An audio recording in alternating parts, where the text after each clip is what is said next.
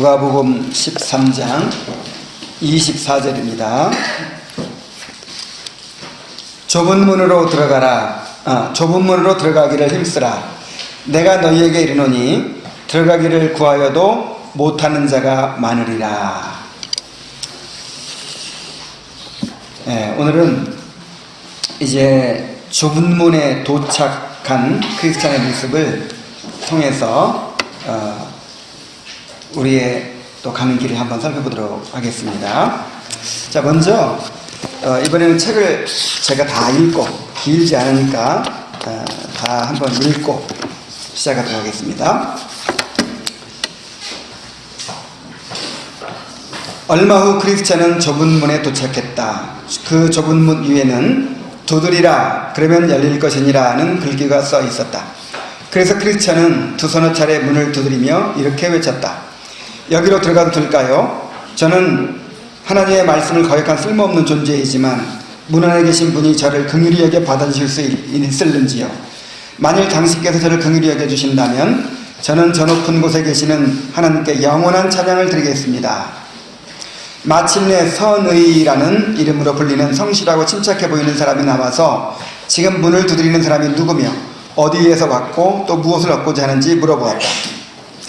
여기 헐벗고 무거운 짐을 진 주인이 왔습니다. 저는 다가올 하나님의 진노를 피하기 위해서 멸망의 도시에서 떠나 영생의 구원을 얻으려고 시온산을 향해 가는 길입니다.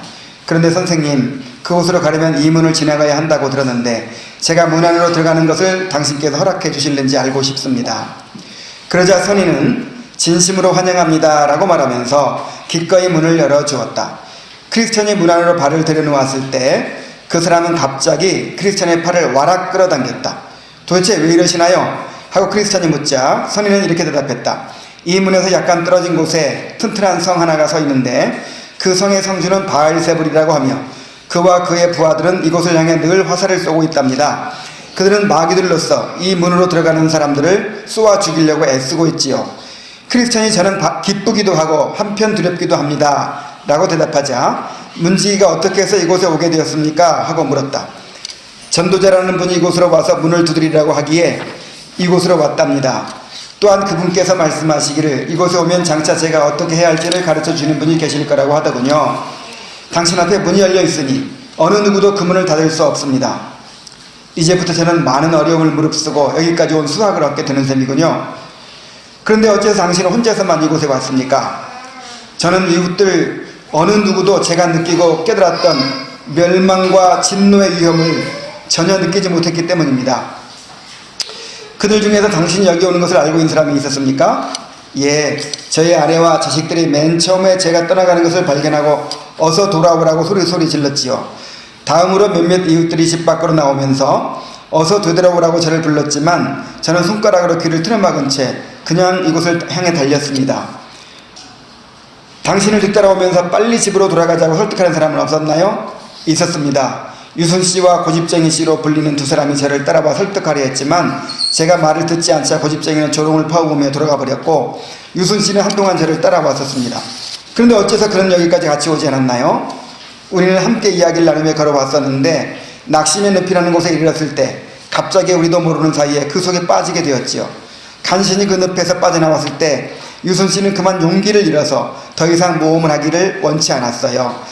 그가 화가 나서 그 아름답고 영광이 가득 찬 나라는 당신이나 차지해버리라고 말하며 떠나가 버렸지요.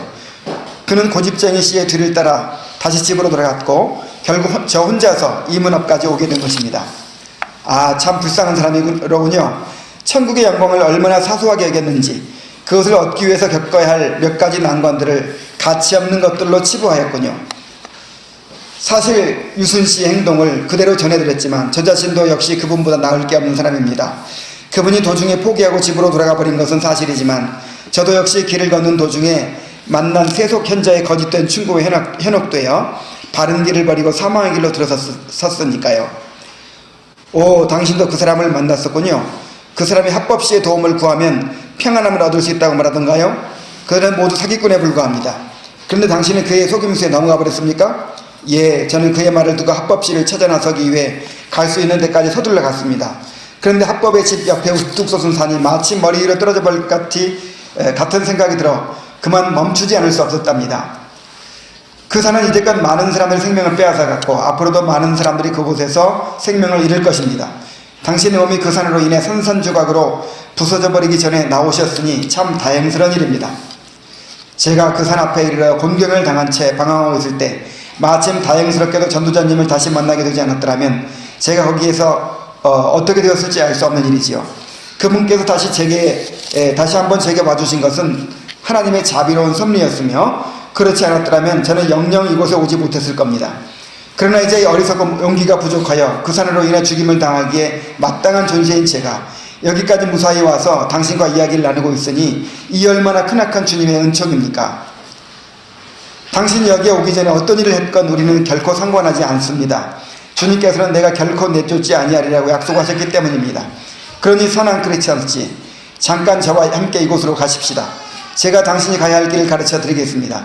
저 앞을 보십시오. 저쪽으로 뻗어있는 좁은 길이 보입니까? 그 길이 이제부터 당신이 가야 할 길입니다. 당신의 조상들과 많은 예언자들, 그리스도와 또 제자들에 의해서 만들어진 길인데 마치 자로 그어놓은 것처럼 똑바로 닦여진 길이며 당신이 이제부터 가야 할 길입니다. 그런데 혹 처음 그 길을 걷은 사람의 길을 잃어버리게 할 만한 구부러진 길이나 모퉁이들은 없습니까?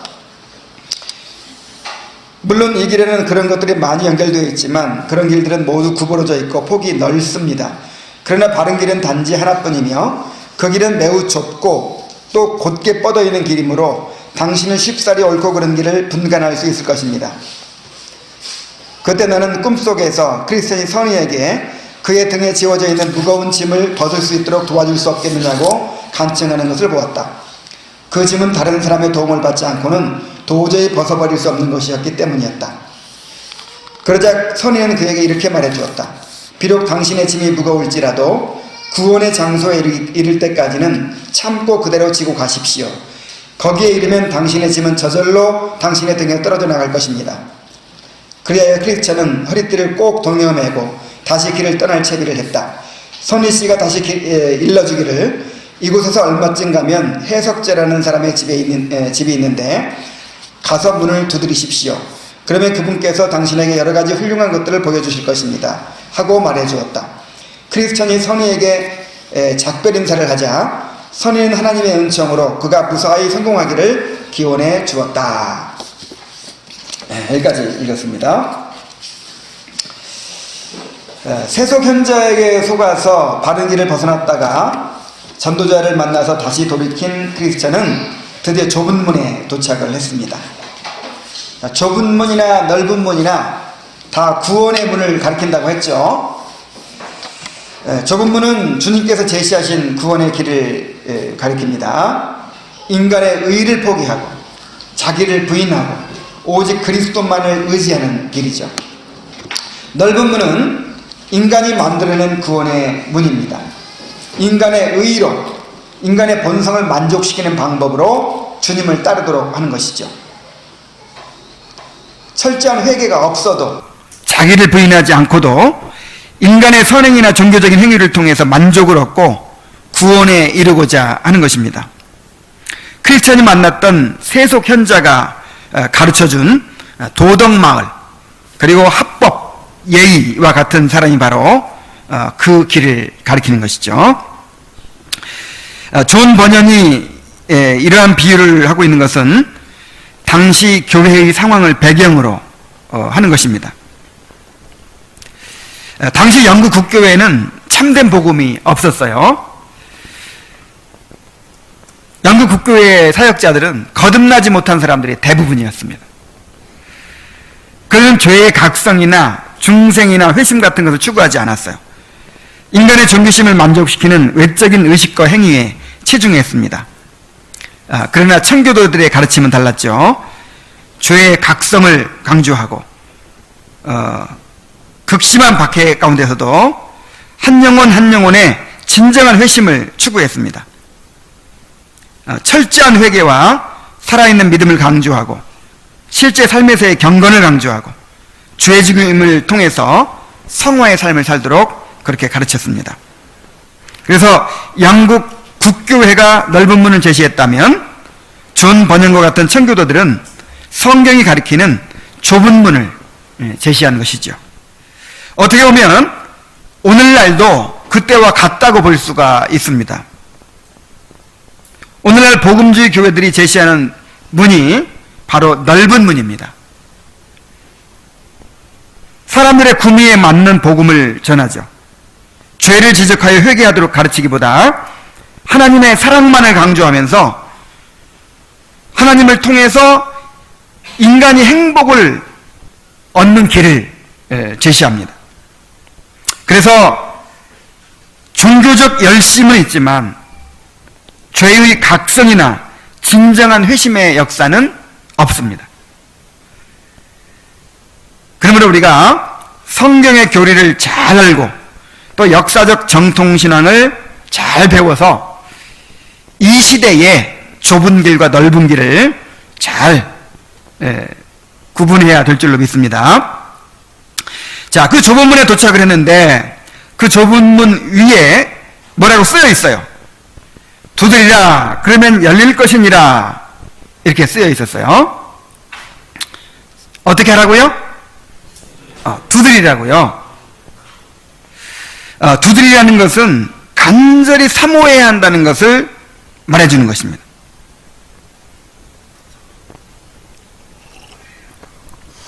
구원의 은혜는 값없이 주어지는 것이지만 값싸게 아무한테나 주어지는 것이 아니에요. 개에게 거룩한 것을 주지 말고 돼지에게 진주를 던지지 말라 그랬죠. 이 개나 돼지는 무엇을 가리킵니까? 영적인 갈망이 없는 사람들, 별로 아쉬울 게 없는 사람들이에요.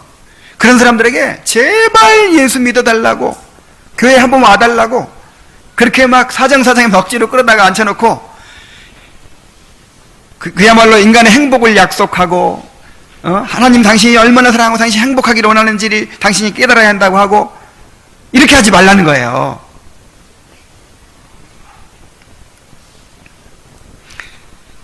자신의 죄와 비참의 상태를 깨닫고 간절히 구하고 찾는 자에게 구원의 문이 열린다는 거예요.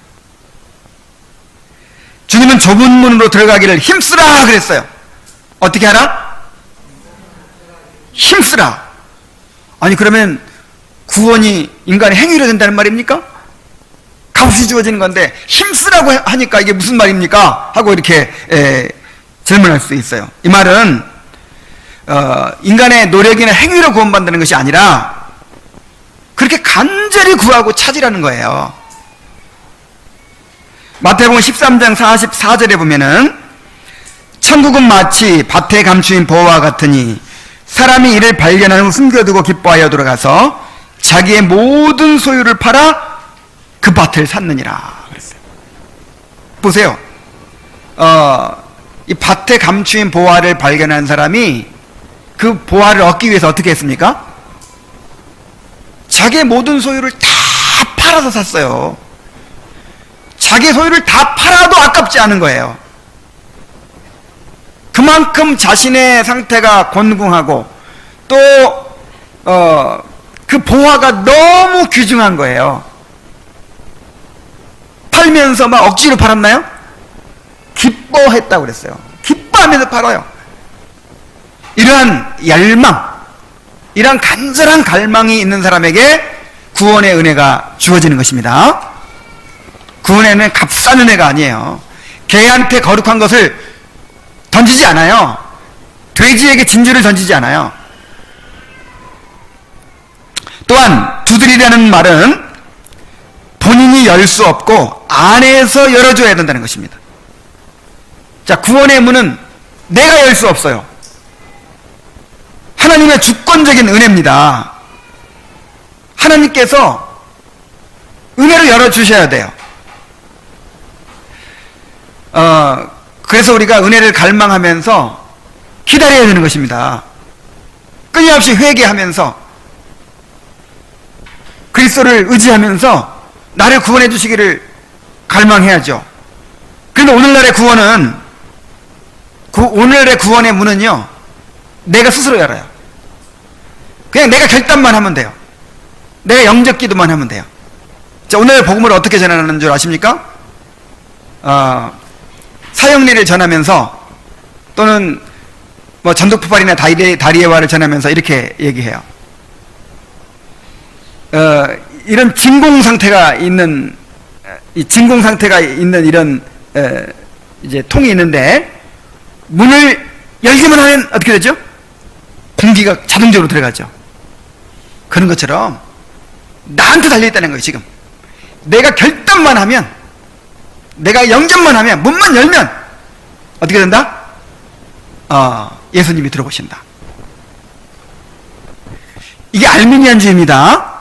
이 알미니안주의는 구원이 누구의 선택에 달린 거예요? 나의 선택에. 오늘날 알미니안주의를 가르치고 있어요. 이단으로 그렇게 규정됐는데, 역사적으로. 구원의 문은 누구만 열어줘요? 주님만 열어주시는 거예요. 주님만, 주님의 때에, 주님께서 원하시는 자에게 열어주시는 것입니다. 우리는 다만 회개하면서 그리스도를 믿으면서, 믿음으로 받아들이면서 그렇게 갈망을 해야죠. 자, 이제 선이라는 문지기가 나와서 문을 열어줍니다. 이 문지기의 이름이 선의, 굿윌인 것은 주님께서는 두드리는 자에게 반드시 응답하신다는 뜻입니다.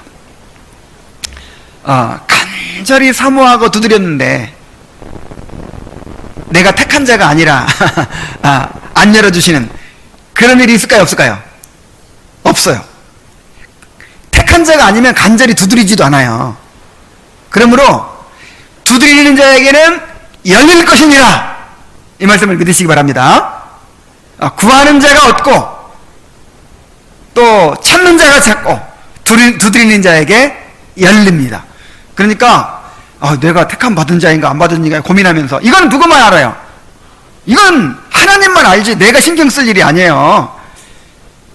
내가 믿으면 구원받는 거고 안 믿으면 지옥 가는 거예요. 그러니까 정말 구원받기를 원하면 간절히 구하고 찾고 두드리는 거예요. 간절히 구하고 찾고 두드리는 자는 결단코 내어쫓지 아니하십니다.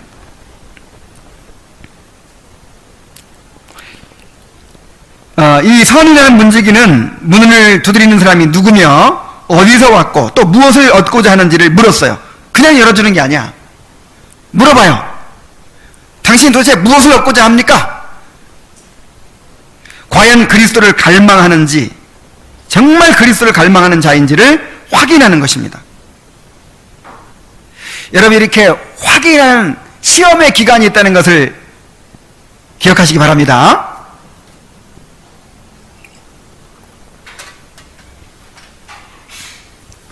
가나안 여인이 주님께 나왔을 때, 주여 내 딸을 긍휼히 여기소서, 흉악히 귀신 들렸나이다 하고 이제 왔는데 예수님이 어떻게 하셨어요?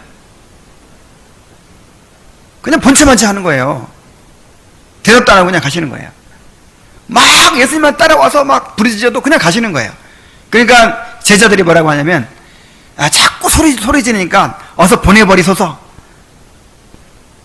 그러는 거예요. 그러니까 더 크게 막 소리 지릅니다. 그래서 예수님께서 뭐라고 말씀하시냐면, 자녀의 떡을 취하여 개에게 주는 것이 마땅치 아니하다. 그 여자가 뭐라는 거예요? 개라는 거예요. 자녀는 이제 하나님의 택하신 이스라엘 백성이고, 그 여자는 가나안 여인이니까, 이방 여인이니까 이제 택함받지 못한 사람이라는 거예요. 은혜 받을 자격이 없다는 거예요. 개라는 거예요. 개라는. 보통 사람 같으면 어떻게 했을까요? 자존심 상해가지고 그냥 갔을 거예요. 근데 너무나도 은혜에 갈급했기 때문에, 그 주님의 은혜가 아니면 자기 딸을 살릴 수가 없었기 때문에 개라도 좋습니다. 나는 개입니다. 근데 개도 자녀의 상에서 떨어지는 부스러기를 먹지 않습니까? 그러니까 부스러기라도 주십시오. 그래서 예수님께서 뭐라고 하셨어요? 내가 이스라엘 중에서도 이만한 믿음을 만나보지 못했다. 칭찬하시면서 그녀의 소문을 들어줬어요. 주님께서 시험하신 것입니다. 진짜 믿음이 있는지 시험하신 거예요. 그래서 우리가 주님의 은혜를 구할 때 정말 이 은혜가 없으면 살 수 없다, 내가 이 은혜를 너무나도 갈망한다, 이거를 뭘로 알 수 있어요? 인내로 알 수 있는 거예요. 인내로. 뭐 좀 막 구해보다가 그냥 말아버리는 거예요. 아유, 안 되는구나 하고 말아버리는 거예요. 이게 지금 덜 궁해서 그러는 거예요. 아직 배가 덜 고파서 그러는 거예요. 아직 살만하니까 포기한다, 이 말이에요. 이런 사람은 응답받지 못해요. 간절히 구하고 찾는 자가 아니잖아요. 교회에서 와서도 정말 은혜가 갈급한 사람은 다른 게 눈에 안 보이겠죠.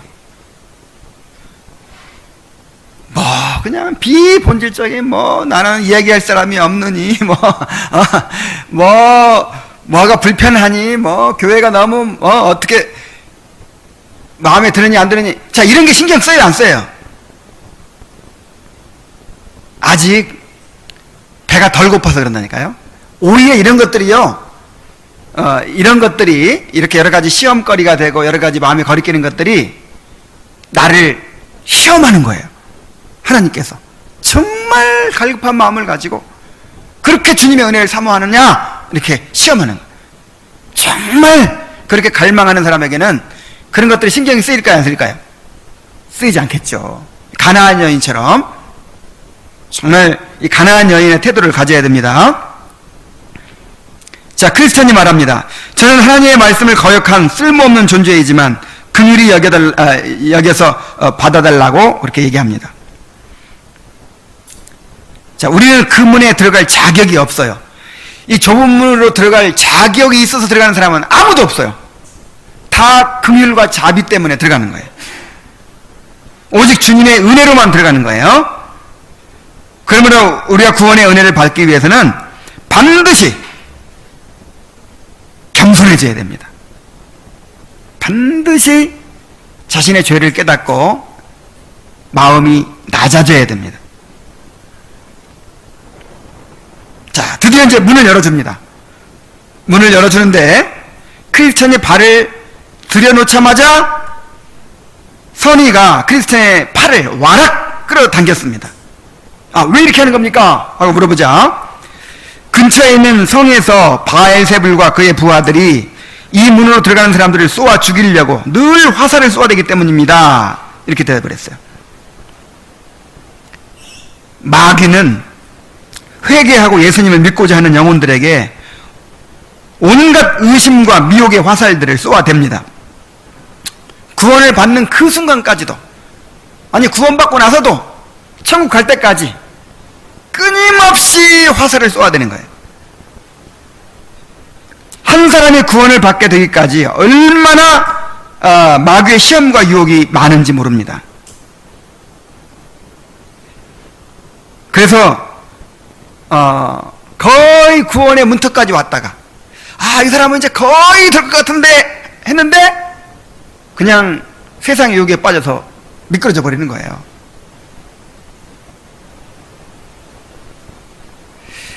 마귀가 화살을 쏩니다. 유혹의 화살을 쏴요. 믿음의 방패로 잘 막아내야 될 줄로 믿습니다. 선인은 말합니다. 당신 앞에 문이 열려 있으니 어느 누구도 그 문을 닫을 수 없습니다. 자, 구원의 문으로 들어가는 길에는 온갖 시험과 유혹이 있지만,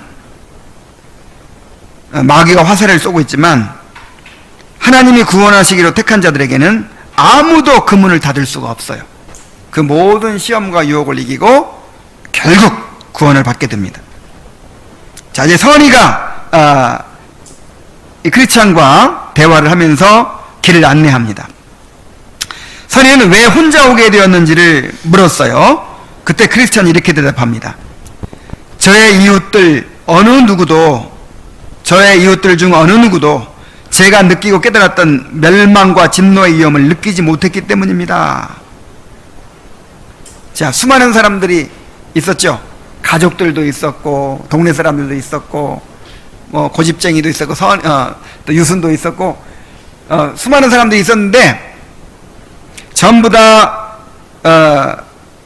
이 크리스천을 비판하고 조롱만 했지 크리스천이 가는 길을 함께 따르질 않았어요. 고집쟁이나 유순이 처음에 유순이 따라오다가 포기하고 말았어요. 그 이유가 무엇입니까? 어느 누구도 제가 느끼고 깨달았던 멸망과 진노의 위험을 느끼지 못했기 때문이라고 말하고 있어요. 사람들은 영원한 지옥을 바로 앞에 두고도 그 위험을 깨닫지 못합니다. 이야, 정말 이것은 놀라운 일 아니에요? 몸에 해로운 거, 미세먼지 몸에 들어간다고, 미세먼지 계속 마시면 폐병에 걸린다고, 폐가 안 좋아진다고 마스크 쓰고 그냥 집에 밖에 나가지도 않고 문 닫고 집에 있고 그러죠. 몸에 해로운 건 죽어도 안 먹으려고 그러죠. 아니, 그렇게 작은 위험에도 벌벌 떠는 사람이 영원한 멸망을 바로 눈앞에 두고 있는 거예요. 언제 죽을지 모르고 내가 죽으면 영원히 지옥 가는 거예요. 아니, 그렇게 두려운 것을 인식을 못하고 있어요. 어렴풋이는 알죠. 어렴풋이 내가 언젠가 죽는다. 그래, 죽으면 내가 어떻게 될지 모른다. 혹시 교회에서 늘 가르치는 것처럼 지옥에 갈지도 모른다. 이렇게 막연하게 생각하고 좀 생각하다가 그냥 잊어버리고 이러지, 실제로 그 위험을 실제로 이렇게 느끼고 두려워하는 사람은 없어요. 그래서 그렇게 지옥으로 달려가고 있는 것입니다.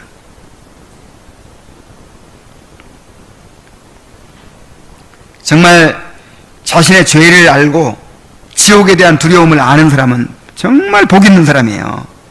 이것을 알지 못하면 어떻게 세상의 즐거움을 다 포기하고 주님을 따를 수 있겠습니까? 성령의 역사로 각성된 사람들만이 영원한 멸망의 두려움을 아는 것입니다. 자, 크리스천이 낙심의 늪에 빠졌다가 돌아가 버린 유순에 대해서 이야기하자 선은 이렇게 말합니다. 그들은 천국 영광을 얼마나 사소하게 여겼는지 그것을 얻기 위해서 겪어야 할 몇 가지 난관들을 가치 없는 것들로 치부하였군요. 자, 유순의 문제는 뭡니까? 이 천국의 영광을 주님을 따름으로써 얻게 될 그 놀라운 축복을 알지 못했어요. 그래서 낙심의 늪에 빠지자마자 불평하면서 원망하면서 가버렸죠. 그리고 사람들에게 이 두 가지 문제가 있는 거죠. 한편으로는 지옥 무서운지 모르고, 또 한편으로는 천국이 얼마나 좋은지를 몰라요. 꼭 죽은 다음에 천국 가야 좋은 것이 아니라 이 땅에서부터 하나님께서 우리의 유일한 위로가 되시잖아요. 하나님께서 우리의 기쁨이 되시고 만족이 되시잖아요. 야, 저는 이제 나이 아직 젊지만 그래도 여기서는 제일 나이 많으니까 나이가 들어갈수록 야, 인생이 정말 비참하다. 정말 인생이 비참하다. 그런 걸 갈수록 느껴요. 어제 부안에 내려갔다가 이제 그 뒷산에 올라갔어요. 그래서 이제 아내랑 이렇게 고사리도 꺾고 그러고 있는데 어떤 이 노인이 이 배낭을 메고 열심히 나무를 뜯고 있더라고요. 근데 어떤 할아버지가 그렇게 나무를 뜯고 있더라고요. 근데 그분이 전주에서 왔대요. 나이가 73인데 아내가 이제 먼저 세상을 떠나고 아들과 함께 살고 있다는 거예요. 근데 이제 며느리가 불편해하니까 집에 있을 수가 없대요. 눈치가 보여서. 그래서 아침마다 배낭 메고 나온대요. 이렇게. 그래가지고 사방을 돌아다니는 거예요. 이렇게. 나물도 뜯으러 가고 혼자서 그렇게 빵 하나 사가지고 점심때 먹을 빵하고 우유 하나 사가지고 그렇게 이제 배낭에 넣고 다녀요. 그리고 주말에는 이제 아이들하고 이제 또 이렇게 즐겁게 보내야 되는데 이제 자신이 방해가 된다는 거예요. 눈치가 보인다는 거예요. 그래서 주말이면 집에 있을 수가 없대요, 또. 그래가지고 주말에 또 이제 나와서 이렇게 뭐 경로당에서 자고 그렇게 보내는 거예요. 근데 그분은 굉장히 성공한 분이에요. 뭐 용돈도 한 달에 60만 원씩을 이제 며느리가 준대요. 그런데도 그렇게 자식들 잘 키워놓고 그랬어도 야, 그 얼마나 참, 아니 그러니까 이렇게 뭐 돌아다니는 게 비참한 게 아니라 소망이 없어요. 소망이, 목적이 없고, 야, 참 이제 가는 길이 이제는 죽을 날만 기다리는 거예요. 그렇게 빨리 죽지도 않아요. 또 수십 년을 그렇게 앞으로 살아야 돼요. 정말 인생이 불쌍해요. 근데 결국 어디로 가요? 영원한 지옥으로 가잖아요. 야, 우리가 하나님을 만나지 못했으면 참 무슨 소망을 가지고 무슨 위로를 누리며 살 수 있었을까요?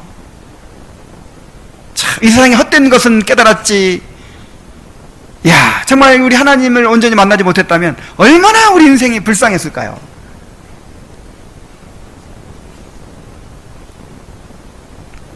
하나님 안에 있는 참된 위로를 발견한 사람들은 정말 복이 있는 사람들입니다. 자, 그러나 크리스찬은 자신이 세속 현자의 거짓된 충고에 현혹되어서 바른 길을 버리고 사망의 길로 들어섰던 것을 이야기하면서 자신도 그들보다 나을 것이 없다고 한탄합니다. 그는 전도자를 만나게 되지 않았더라면 거기서 어떻게 되었을지 알 수 없다고 하면서 그분께서 다시 한번 제게 와주신 것은 하나님의 자비로운 섭리였으며 그렇지 않았다면 저는 영영 이곳에 오지 못했을 것입니다 라고 말합니다.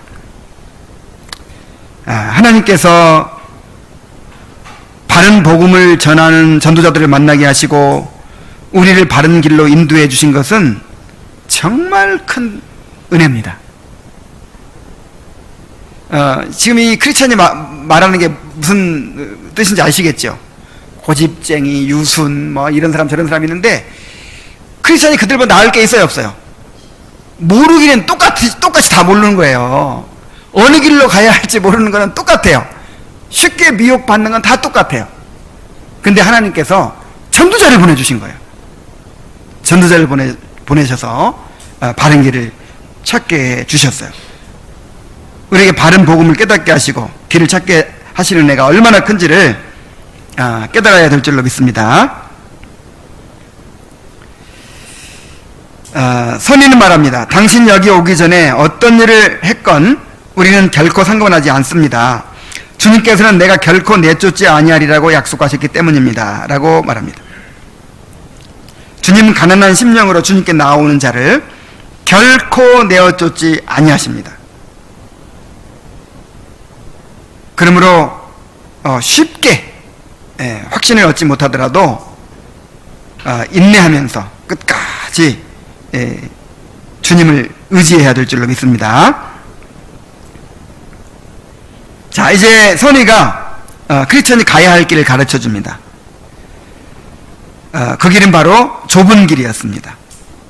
좁은 길은 조상들과 많은 예언자들, 그리스도와 또 제자들에 의해 만들어진 길이라고 했는데 이 길은 철저하게 하나님의 말씀을 따라가는 길을 의미합니다. 또한 그 길이 곧고 바르다고 했는데 이것은 거룩한 삶을 의미하죠. 이 길은 회개의 길이요, 자기 부인의 길이요, 자기 십자가를 지고 그리스도를 따르는 길입니다. 이사야 35장 8절에 보면은 거기에 대로가 있어 그 길을 거룩한 길을 일컫는 바 되리니 깨끗하지 못한 자는 지나가지 못하겠고 오직 구속함을 입은 자들을 위하여 있게 될 것이라. 우매한 행위는 그 길로 다니지 못할 것이며 그랬어요. 또 히브리서 12장 14절에 보면은 모든 사람과 더불어 화평함과 거룩함을 따르라. 이것이 없이는 아무도 주를 보지 못하리라 그랬어요. 그 길은 성화의 길이에요. 성화의 길, 죄 죽임의 길이에요. 그런 거룩함이 없이는 주를 보지 못하리라.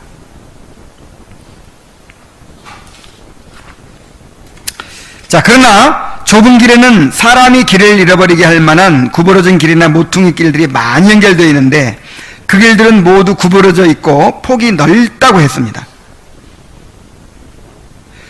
자, 좁은 길에 들어섰다고 해서 안심할 수 있는 것이 아니죠.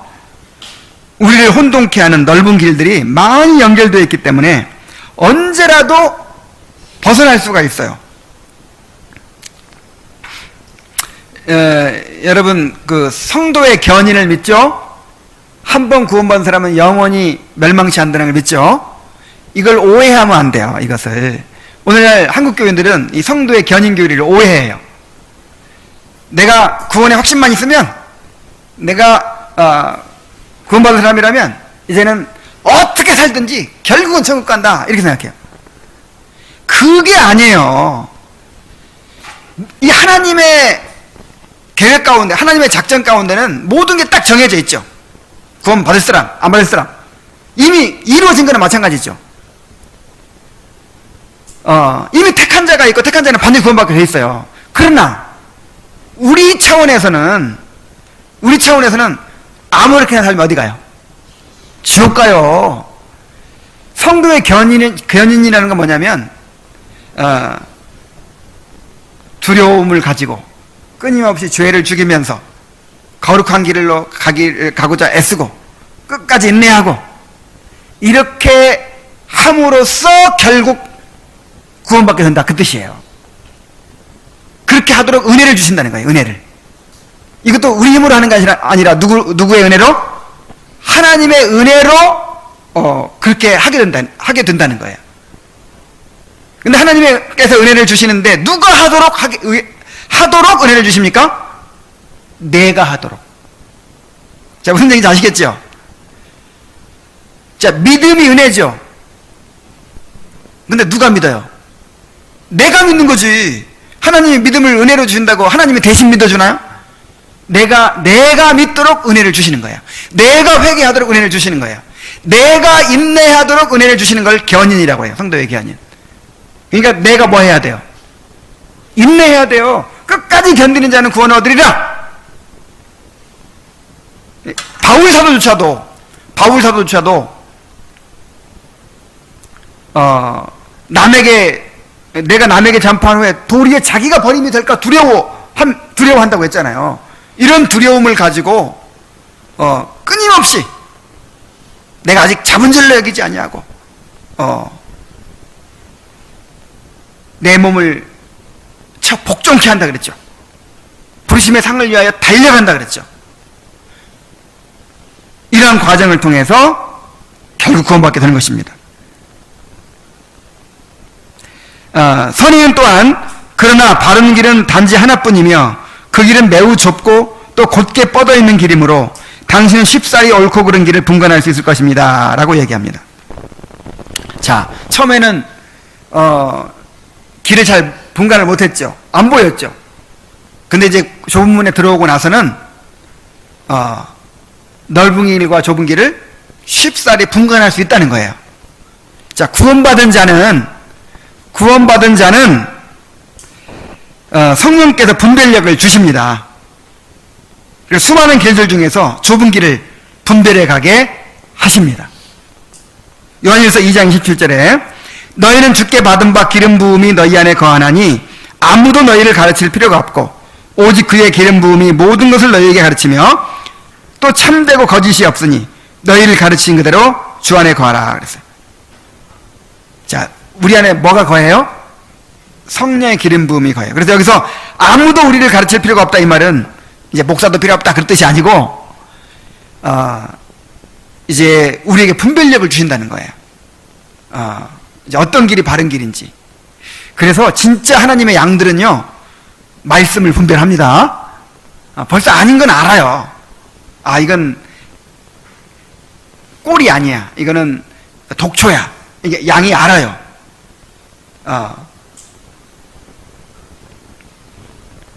벌써 이제 이 거듭난 사람들은요, 거듭난 사람들은 말씀을 분별하고 또 이 영의 생각, 육의 생각을 분별하는 그런 그 영적인 작용이 있어요, 우리 안에. 자, 선인은 해석자라는 사람의 집을 찾아가라고 일러줍니다. 좁은 문과 죄짐을 벗게 되는 십자가 언덕 사이에 해석자의 집이 있어요. 자, 해석자의 집에서 구원에 관련된 중요한 7개의 교리를 배우게 됩니다. 자, 해석자가 누구죠? 성령님을 가리키죠. 성령님의 조명하심을 가리키죠. 그래서 확실한 구원의 체험을 위해서는 구원의 교리를 잘 알아야 하는 것입니다. 자, 크리스천이 선의에게 등에 있는 무거운 짐을 벗을 수 있도록 도와줄 수 없겠느냐고 물었어요. 그러자 이렇게 대답합니다. 비록 당신의 짐이 무거울지라도 구원의 장소에 이를 때까지는 참고 그대로 지고 가십시오. 거기에 이르면 당신의 짐은 저절로 등에서 떨어져 나갈 것입니다. 자, 이 비유가 잘 이해가 안 될 수도 있어요. 좁은 문으로 들어가는 게 구원 아닌가요? 좁은 문으로 들어갔는데 짐은 여전히 있어. 그 짐 좀 벗겨달라니까 안 벗겨져. 계속 가라는 거예요. 계속 가다가 십자가 밑에 가면 벗겨진다는 거예요. 이것은 자, 좁은 문으로 들어갔는데도 아직 죄짐이 남아있어요. 아직 자유함을 얻지 못했어요. 자, 이것은 일반적인 회심의 양상을 보여주는 것입니다. 우리가 중생의 순간, 거듭난 순간에 알 수 있어요, 없어요? 알 수 없습니다. 거듭남은 우리의 잠재의식 속에서 우리의 인식할 수 없는 인식의 범위를 초월한 상태에서 일어나는 일이기 때문에 우리의 거듭난 순간은 알 수 없어요. 그런데 거듭난 사람은 반드시 회심하게 됩니다. 회심은 이제 내가 하는 거죠. 회개하고 믿는 거죠. 그게 회심인데, 이 회심이 어떻게 일어납니까?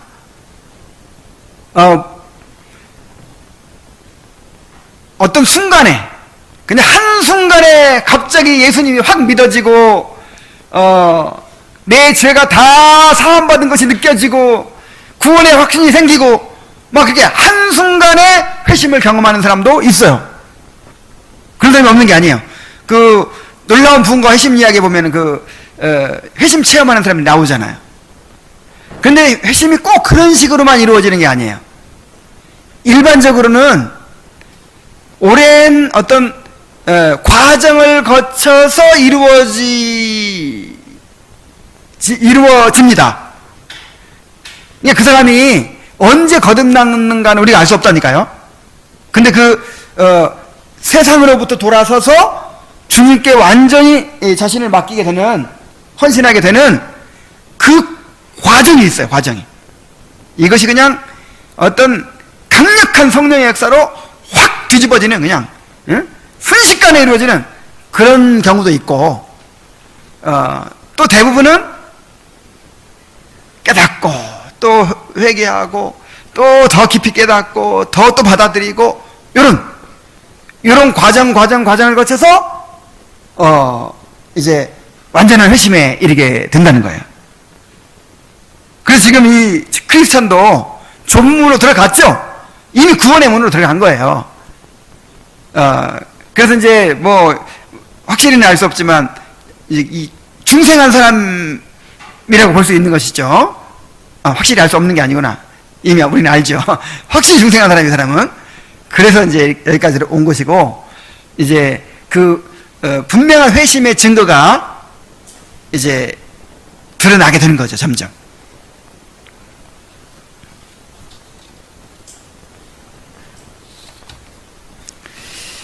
자, 이렇게 또 이제 좁은 문까지 들어가게 된 크리스찬의 모습을 보았습니다. 우리는 다시 한번 이렇게 좁은 문을 선택하고 또 좁은 길로 갈 수 있게 해주신 하나님의 은혜에 감사해야 합니다. 기도하겠습니다. 하나님 아버지, 오늘도 이 철로 역정을 통해서 우리의 걸어가는 길을 또 돌아보고 살피도록 인도해 주셔서 감사드립니다. 하나님 아버지, 천성에 이를 때까지 하나님께서 우리에게 은혜를 베푸셔서 허락해 주신 이 길을 결코 벗어나지 않을 수 있도록 인도하여 주옵소서. 기쁨으로 감사함으로 이 길을 걸어갈 수 있도록 도와주시옵소서. 계속해서 우리에게 가르쳐 주시고 우리를 인도하여 주시옵소서. 예수님의 이름으로 기도하옵나이다.